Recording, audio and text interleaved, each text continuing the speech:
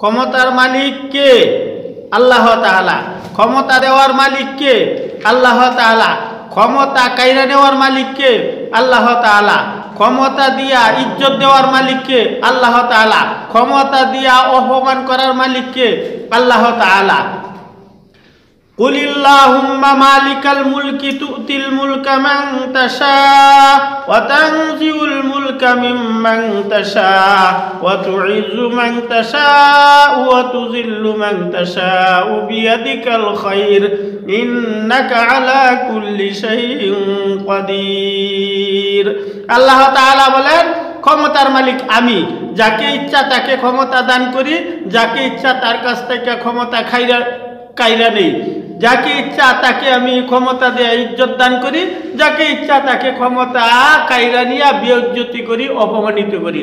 তাই আপনারা কাকে ভয় দেখাচ্ছেন? ক্ষমতার ভয় দেখান, ক্ষমতার শক্তি দেখান, আলেমুল আমাদেরকে ভয় দেখান।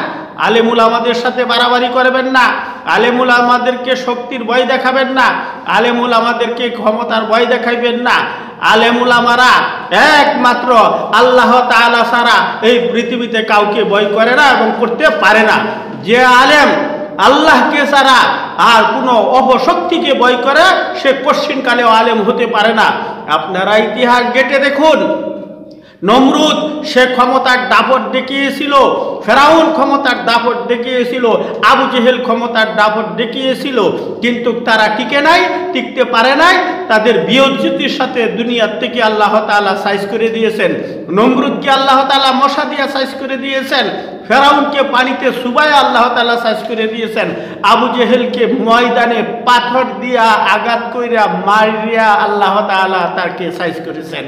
তাই আমি আপনাদেরকে বলবো, আপনারা ক্ষমতার শক্তি দেখাইবেন না, ভয় দেখাবেন না। কার গার মটকিয়ে দিতে চান? কাকে বুড়িগঙ্গা ভাসিয়ে দিতে চান? আলেমুল আমাদের সাথে খেলতে চান?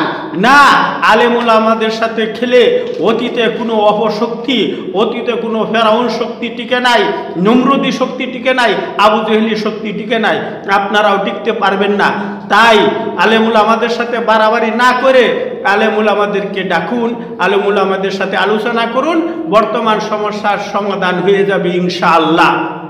আলেমুলামা আপনার দুশ্মন না, আলেমুলামা আপনাদের দুশ্মন না, আপনাদের শত্রু না, আলেমুলামারাই আপনার বন্ধু। আমরাও চাই আপনারা যেন সুন্দরভাবে দেশটা পরিচালনা করেন। হযরতে উমর ইবনে আব্দুল আজিজ রহমতুল্লাহি আলাইহি, হযরতে উমর রাদিয়াল্লাহু তাআলা আনহু যেভাবে দেশ শাসন করেছেন, আপনারাও সেইভাবে দেশ শাসন করুন।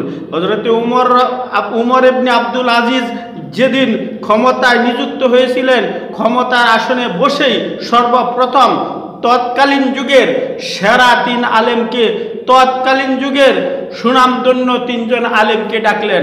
সালেম বিন আব্দুল্লাহ, মুহাম্মদ বিন কাব, রেজা বিন হাইয়াতকে ডাকলেন এবং ডেকে বললেন যে তোমরা আমাকে পরামর্শ দাও, তোমাদের পরামর্শে আমি দেশ শাসন করব, দেশ পরিচালনা করব। আল্লাহ তাআলা যেন আমাকে জাহান্নামের আগুন থেকে মুক্তি দান করেন। সালিম বিন আব্দুল্লাহ বললেন, আপনি যদি পরকালে জাহান্নামের আগুন থেকে মুক্তি পেতে চান, তাহলে আপনি দুনিয়াতে রোজা রাখা শুরু করুন, মৃত্যুর সময়ে ইফতারি করবেন, খানা খাইবেন গিয়া জান্নাতে। এর অর্থ হলো এই যে আপনি সরকারি মাল, জনগণের মাল তসরুপ করবেন না, জনগণের মাল কখনো আপনি হাতে গ্রহণ করবেন না, এদিক সেদিক করবেন না।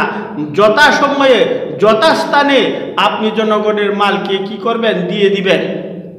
হযরতে মুহাম্মদ বিন কাব রহমতুল্লাহি আলাইহি বলেন, যদি আপনি পরকালে জান্নাতে যেতে চান, তাহলে আপনার দেশের প্রজাদের ভিতরে যারা বয়স্ক লোক, মুরব্বী লোক, তাদেরকে পিতার মতো সম্মান করুন এবং যুবক ভাইদেরকে নিজের মার পেটের ভাইয়ের মতো সম্মান করুন এবং শিশুদেরকে আপনার সন্তানের মতো স্নেহ করুন, মায়া করুন। বলুন তো, যদি প্রজাকে, বয়স্ক প্রজাকে যদি বাবার মতো শ্রদ্ধা করে, বাবার মতো দেখাশোনা করে, এবং যুবক ভাইদেরকে যদি নিজের মার পেটের ভাইয়ের মতো দেখে, এবং শিশুদেরকে যদি স্নেহ মায়া মমতা করে, তাহলে এই দেশে আর অশান্তি থাকতে পারে? হযরত উমর ইবনে আব্দুল আজিজ রহমতুল্লাহি আলাইহি বয়স্ক বৃদ্ধ মুসলমানদেরকে নিজের পিতার মতো সম্মান করেছিলেন। হযরত উমর ইবনে আব্দুল আজিজ রহমতুল্লাহি আলাইহি যুবক ভাইদেরকে নিজের মার পেটের ভাইয়ের মতো দেখেছিলেন এবং শিশুদেরকে শ্রদ্ধা করেছিলেন, শিশুদেরকে স্নেহ করেছিলেন। ভাইয়েরা আমার, বন্ধুরা আমার, উমর ইবনে আব্দুল আজিজ রহমতুল্লাহি আলাইহি কে? যার আমলে বাঘে মহিষে, বাঘে ছাগলে এক গাঁটে পানি খাইছে, যার আমলে জঙ্গলে বাঘে মহিষে, বাঘে ছাগলে একসাথে চড়ছে, একসাথে থাকছে। সেই ছিল উমর ইবনে আব্দুল আজিজের যুগ। এত ন্যায়পরায়ণ বাদশাহ ছিলেন, এত দিনদার বাদশাহ ছিলেন, যার প্রভাব, যার ন্যায় নীতির প্রভাব একটা হিংস্র প্রাণীর উপরে পড়েছিল, বাঘের উপরে পড়েছিল। বাঘেও জানতো বকরিকে আক্রমণ করলে, মহিষকে আক্রমণ করলে এটা তার উপরে জুলুম হবে, আর এই জুলুমের বিচার করবে উমর ইবনে আব্দুল আজিজ। তাই বাঘে ছাগলের উপরে আক্রমণ করে নাই। হযরতে রেজা ইবনে হাইয়াত বলেছিলেন যে আপনি নিজের জন্য যা পছন্দ করেন আপনার প্রজাদের জন্য তাই পছন্দ করবেন, আপনার নিজের জন্য যা অপছন্দ করেন আপনার প্রজাদের জন্য আপনি তাই অপছন্দ করবেন। এই তিন আলেমের কথা নিয়ে হযরতে উমর ইবনে আব্দুল আজিজ দেশ পরিচালনা করেছেন, কিন্তু উনার ইন্তিকালের পূর্ব মুহূর্তে উনার সন্তান ছিল 11 জন, টাকা ছিল 12টা। এই 12 টাকা 11 সন্তানকে দেওয়ার পরে জনগণ বলেছিল যে আপনার সন্তানের জন্য কি রেখে গেছেন। উনি মৃত্যু শয্যায় শায়িত, উনি শুয়ার থেকে উঠে বসলেন, বসিয়া বললেন আলাইসাল্লাহু বিকাফিন আবদাহু, যে আমার আল্লাহ তাআলা কি আমার সন্তানের জন্য যথেষ্ট নয়?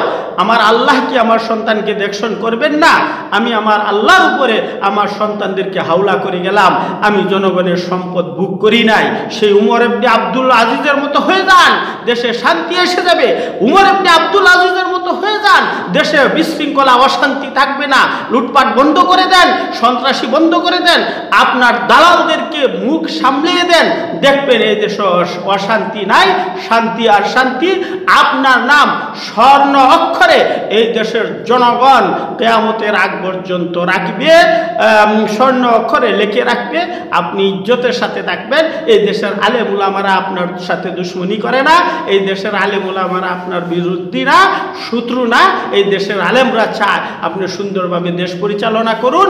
আপনার মৃত্যুর পরেও আলেমরা, জনগণ যেন আপনার জন্য দোয়া করে, এই কাজ করে যান। আল্লাহ তাআলা আপনার দীর্ঘায়ু নসিব করুন এবং আপনাকে সুন্দরভাবে দেশ পরিচালনা করার তৌফিক দান করুন। তাই আমি মাননীয় প্রধানমন্ত্রীকে বলবো, আমাদের দেশের সেরা 3 জন আলেম, আমাদের দেশের সুনামধন্য 3 জন আলেম, আল্লামা জুনাইদ বাবুনগরী মুত্তাজিল্লাহুল আলী, আল্লামা মামুনুল হক, আল্লামা ফয়জুল করিম সাহেব